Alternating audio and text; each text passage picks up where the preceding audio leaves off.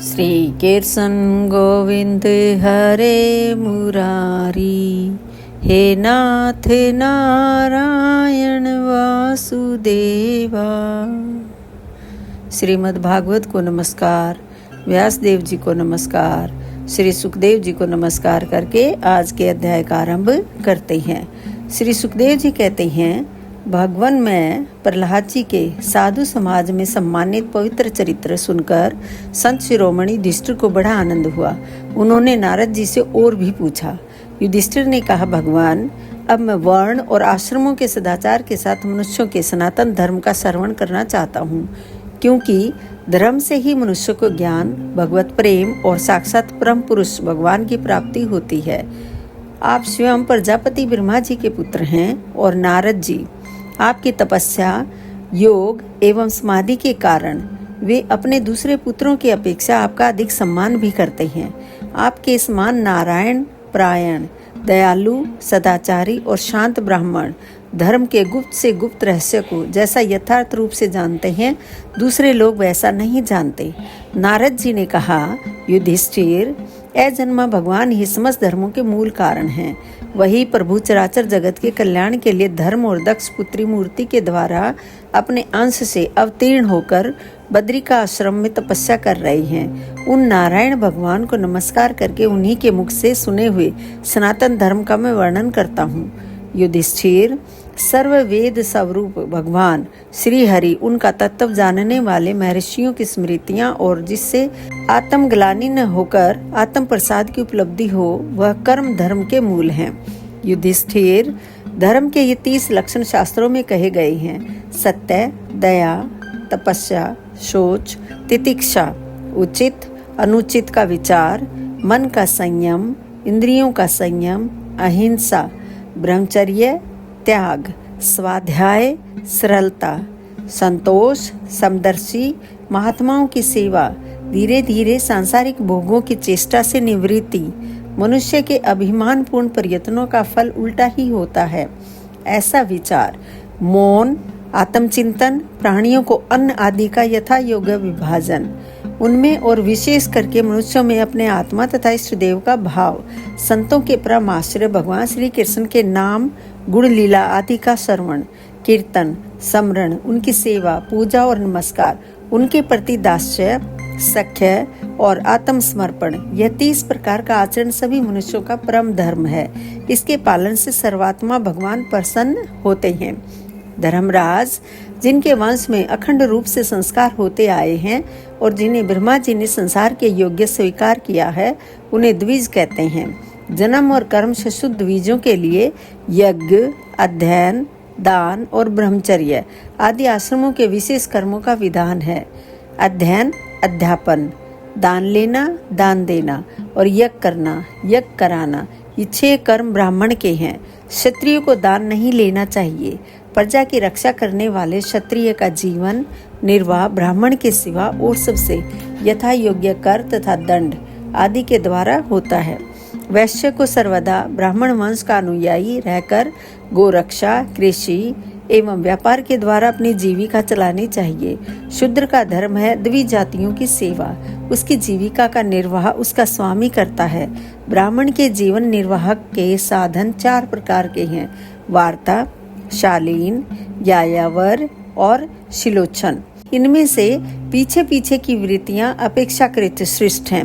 निम्न वर्ण का पुरुष बिना आपत्ति काल के उत्तम वर्ण की वृत्तियों का अवलंबन न करे। क्षत्रिय दान लेना छोड़कर ब्राह्मण की शेष 5 वृत्तियों का अवलंबन ले सकता है। आपत्ति काल में सभी सब वृत्तियों को स्वीकार कर सकते हैं। ऋतु, अमृत, मृत, परमृत और सत्यानृत, इनमें से किसी भी वृत्ति का आश्रय ले, परंतु श्रान वृत्ति का अवलंबन कभी न करे।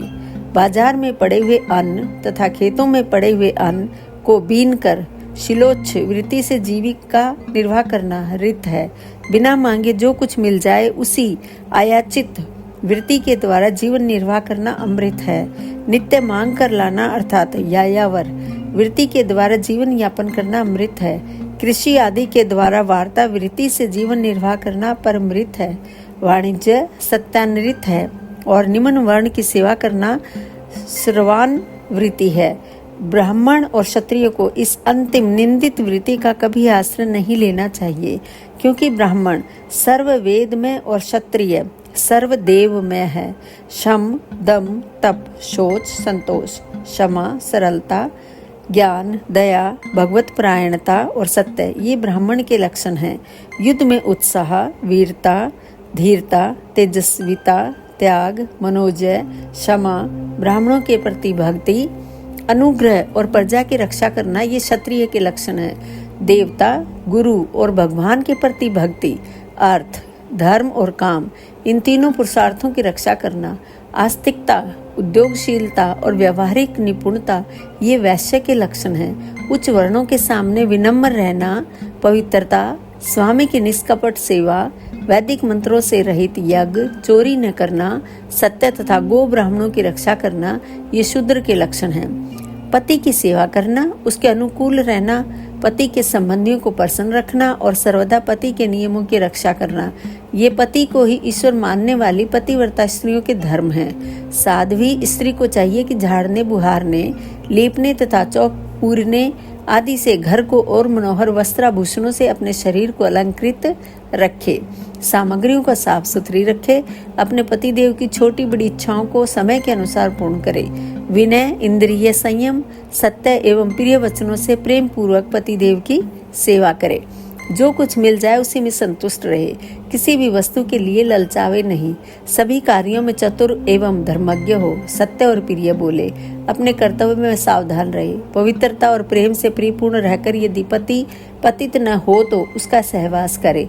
जो लक्ष्मी जी के समान पति प्रायण होकर अपने पति की उसे साक्षात भगवान का स्वरूप समझकर सेवा करती है, उसके पतिदेव वैकुंठ लोक में भगवत सा रूप को प्राप्त होते हैं और वह लक्ष्मी जी के समान उनके साथ आनंदित होती है। युधिष्ठिर, जो चोरी तथा अन्य पाप कर्म नहीं करते, उन अंत्यज तथा चांडाल आदि अंत्यवसायी वर्ण संकर जातियों की वृत्तियां वे ही हैं जो कुल परंपरा से उनके यहाँ चली आई हैं। वेददर्शी ऋषि मुनियों ने युग युग में प्राय मनुष्यों के स्वभाव के अनुसार धर्म की व्यवस्था की है। वही धर्म उनके लिए इस लोक और परलोक में कल्याणकारी है। जो स्वाभाविक वृत्ति का आश्रय लेकर अपने स्वधर्म का पालन करता है, वह धीरे धीरे उन स्वाभाविक कर्मों से भी ऊपर उठ जाता है और गुणातीत हो जाता है।